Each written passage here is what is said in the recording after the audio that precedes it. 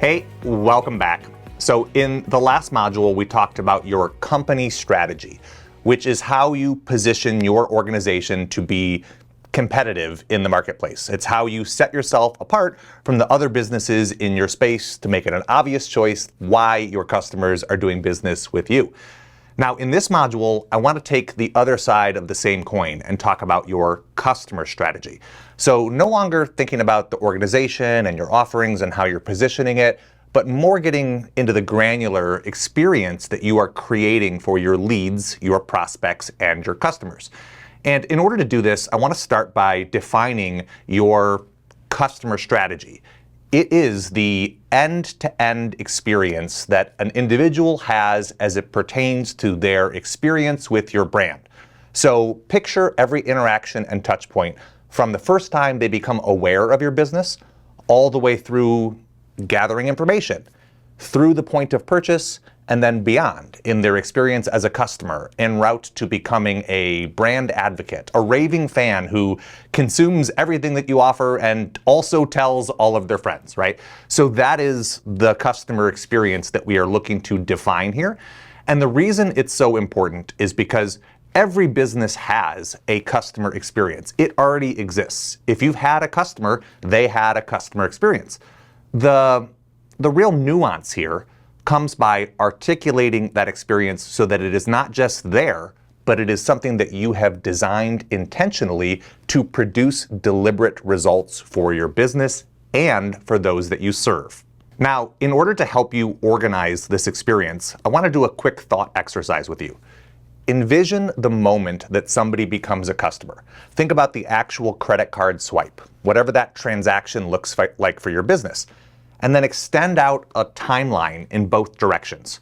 That'll give you everything that happened before the purchase, the actual purchase, and then everything that happened after the purchase. And the composition of those three things is your customer journey.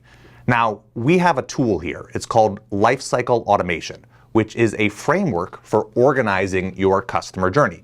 And it starts with those three sections: the before purchase, the purchase, and the post-purchase journey. The language we use to describe it is collect leads, convert clients, and then create fans. And all of the customer-facing activities in your business can be chunked into one of those three high-level phases. Now, if you're thinking about this and asking yourself, that sounds really logical, why don't more businesses plan out their customer journey using that type of a framework? The answer is because most small businesses are in firefighting mode. They're reactive. They're putting out fires as they pop up, solving issues as they surface, or responding to things that come into them. And the shift that we're encouraging small businesses to make is to get proactive, to plan your customer experience in advance, knowing the outcomes you want to produce, and then reverse engineering to architect the journey that gets people there in a systematic and predictable way.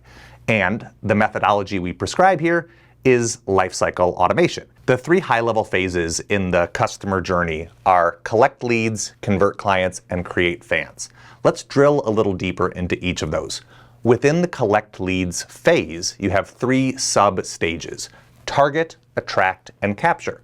You start by targeting your ideal target customer. In the previous module, we talked about identifying the key psychographics and demographics that comprise that individual. That's important to make sure that you are using your ad spend or any paid traffic you are sending as efficiently as possible. With the attract component, it's about attracting the right people, creating a lead magnet or an offering of some kind that naturally resonates with the people for whom you are the best fit. And the element I'll add that some people overlook is making sure that what you are offering in the attract component has alignment to the products you ultimately want those people to buy, so that you're not just offering something that generates a bunch of leads, which ultimately don't convert. And the third step in the collect leads component is actually capturing their information. So you might be familiar with the concept of a lead magnet, but this is how we take anonymous traffic and turn them into contacts or prospects that are actually in our database with whom we can follow up. That brings us to the natural transition point into the convert client stage. Now there are three sections here as well: engage, offer, and close. Engage is simply what it sounds like. We need to engage with this prospect. That starts by delivering them the freebie that they asked for, delivering something of value, and beginning to establish yourself and your brand as an authority that they can trust. And of course, there needs to be an offer. So there's a lot of components into putting the right offer in front of the right people at the right time, but it's about specifically telling your leads and your prospects what you want them to do next. Hey, if you enjoyed that, this is where I recommend you go next. If you thought that those tips were valuable, buy this course. If you have more questions on that, join this membership, making a natural recommendation as to what they should do next. And close means you're actually closing the deal. I'm not suggesting that you forgot to take somebody's money, but giving some thought to the intentional experience you can create right at that point of transaction to assuage doubts and remove friction can dramatically help increase the conversions and the number of people who go from being a prospect to being a customer who has spent money with you and is proud that they did. The final stage of lifecycle automation is create fans. And this again has 3 sub-stages: deliver, impress, and then multiply. Now, deliver is what most people have ironed out. If somebody's bought from you, hopefully you have a process in place to deliver the thing that they bought. But if you stop there, then you've done the bare minimum, which is meeting their expectations. You also have an opportunity to impress them, to find a way to go above and beyond their expectations with a little bit of extra razzle-dazzle. The white glove experience that you hope will leave your prospects feeling really good about their investment with you and their choice to become a customer. And then finally, multiply. Multiply is all about getting your existing customers to buy again and to tell others. Literally multiplying your customer base using their testimonials, their experience, and driving up your average customer lifetime value. So, if you haven't yet, this is an opportunity for you to examine that portion of your customer journey and ask yourself, are you naturally prescribing the next purchase or other items that they could be spending money with as they explore and expand the way that they are using your services? Or, after somebody has bought and you know that you've delivered and exceeded their expectations, do you have some sort of system in place to ask for recommendations or to capture testimonials that you can then use to start the process of attracting the next batch of soon-to-be happy customers?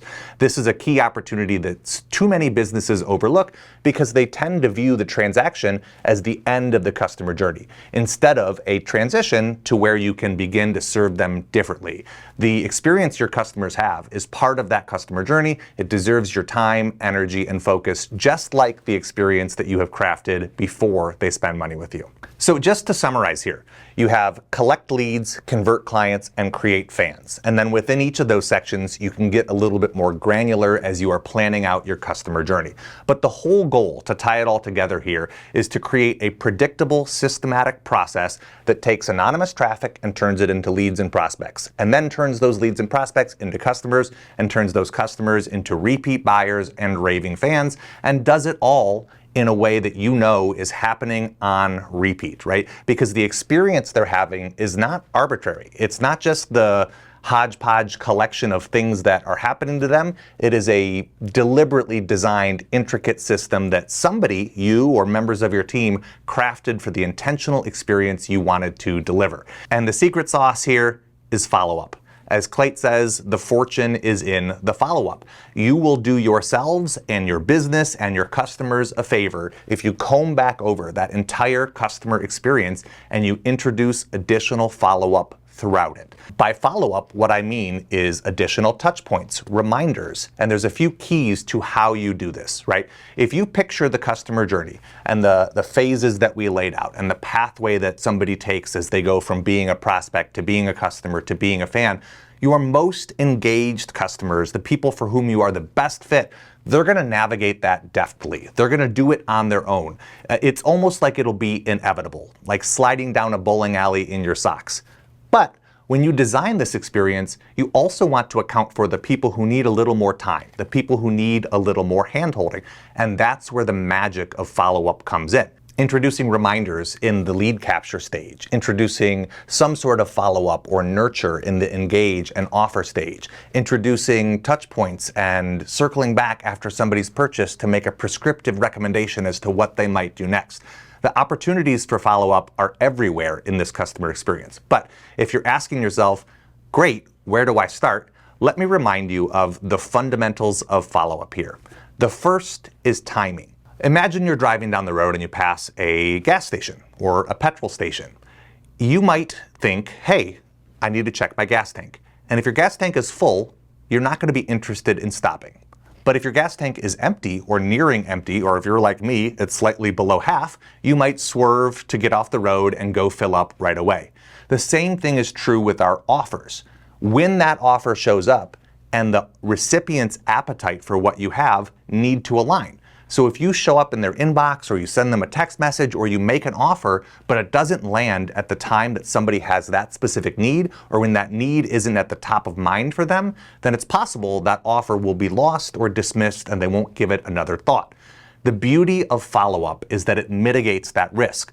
By following up, you give yourself a greater chance that the offer is going to show up at a time that it resonates with them. It's why there are gas stations everywhere, because as you drive around, they don't know when you're going to need gas. So their best strategy is to be available at the time that you hit whatever marker it is that tells you it's time to put more petrol in your tank.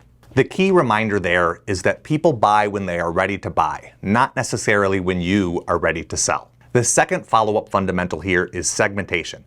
And what I'm talking about there is treating different people differently. So as somebody is signing up, the way that they wind up in your database, the information that they sign up requesting is telling you about who they are and what their needs are. The more that you can incorporate that into the experience you create for them, the more personal it will feel and the more likely they are to take you up on their recommendation because it feels like it was made for them. So that way when you put an offer in front of them, it is tailored to that particular person, not just a blanket or generic offer that you have made to your entire audience. The more you can use segmentation, the more you're able to speak to individuals like individuals, which will also increase your conversion. Follow-up fundamental number 3 is repetition. Now this one is hard for people, but you need to get out of your own way and be willing to say the same thing more than once. Just because you have said it before doesn't mean that they heard it. And just because they heard it doesn't mean that they retained it.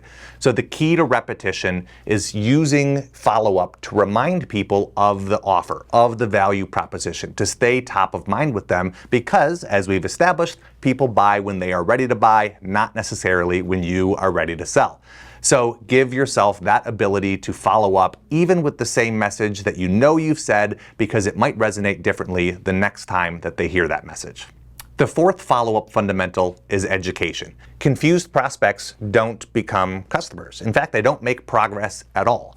And so the key to helping them continue their momentum is addressing their concerns, is predicting where the friction points are going to be, and then using follow-up to proactively assuage those concerns. My recommendation to you is to make a list of the most common reasons that somebody wouldn't buy. What are those key objections? And if you don't know, you can actually survey the people who have visited your sales page but not converted and ask them what got in their way. Now, you may be able to address it for those concerns, but more importantly, you can bake it into your follow-up so that you address the concerns before they even surface for people in the future. And the fifth fundamental of follow-up is variety. What I'm talking about here is variety in terms of the channels through which you message. Yes, email is a tried and true message for communicating with your audience, but it is certainly not the only way. You can also use phone conversations or SMS conversations or ad sets that parallel the customer journey, right? There's no shortage of ways that you can interact with your audience, and you give yourself an advantage if you are using more than one medium. So if that message is being presented via a physical mail piece, via a phone call, and then also via an email, the touch points are reinforcing one another to create a multiplicative effect in terms of your conversions. Bonus points for the word multiplicative. Now, the sixth and final fundamental of follow-up is personality. Small business is personal, and we encourage you to keep it that way. What I'm talking about is injecting personality throughout your follow-up. If you have a quirky sense of humor, don't be shy about incorporating that into your follow-up messages or phone calls or into the direct mail that you send. People like to do business with people.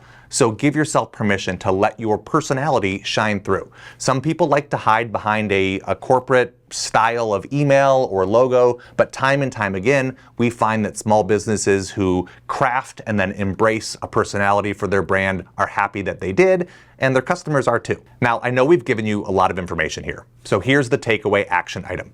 Think about your customer experience. Everything that happens before the sale, the actual sale, and then the post-purchase experience as well. And I want you to use the pillars of lifecycle automation in order to organize that customer journey. So it starts with the collect leads section. And within there, we have 3 stages: target, attract, and capture. And then we transition into the convert client stage, where we have engage, offer, and close. And then finally, after the purchase, we have the create fan stage, where you deliver, impress, and multiply. And if you use this framework to examine your existing customer experience, you may discover that there are clear opportunities for you to design something more intentional, or perhaps there are gaps where these sections were designed in a silo and you've created a disparate customer experience, and you can smooth that out by creating something that's a little more deliberate. Now, the reminder I will give you is that this is an iterative process. So don't expect to get your customer journey done in one fell swoop. It's not the type of thing that you just cross off your to-do list. It is a living, breathing experience, and it should evolve over time because your goals for your business might change, your offerings in your business might change, or technology might change as well. And if any part of this feels overwhelming, if you feel intimidated by the project of undertaking an architecture or redesign of your customer journey, I have good news. In the next module, we're going to unlock a superpower that helps you get all of this done quickly and easily.